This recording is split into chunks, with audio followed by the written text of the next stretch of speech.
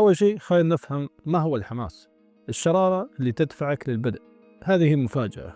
الحماس شعور مؤقت مثل أي شعور، يمكن أتلاشى. بدل من الاعتماد على الحماس فقط، تحتاج إلى أنظمة وعادات تدعمك وتحافظ على استمراريتك حتى في الأيام الصعبة. اسأل نفسك ليش أحب أو أريد تحقيق شيء معين. كل ما كانت رؤيتك أوضح كان من السهل الحفاظ على حماسك. اكتب أهدافك وتخيلها يوميا، سواء كانت وظيفة أحلامك أو جسم صحي أو حرية مالية. رؤية أهدافك كأنها تتحقق بالفعل يغذي الحماس عندك.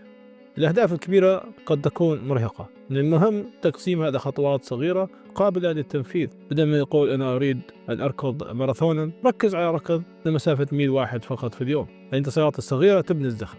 بيئتك لها تأثير كبير. احرص على قضاء وقت مع أشخاص يهمونك، استهلك محتوى يحفزك، وقلل من المشتتات. الإيجابية معدية وأيضا السلبية، لذا اختر بحكمة.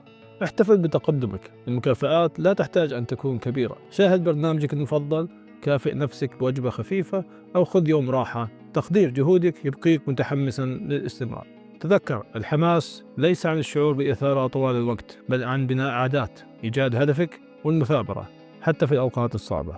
أنت قادر على ذلك.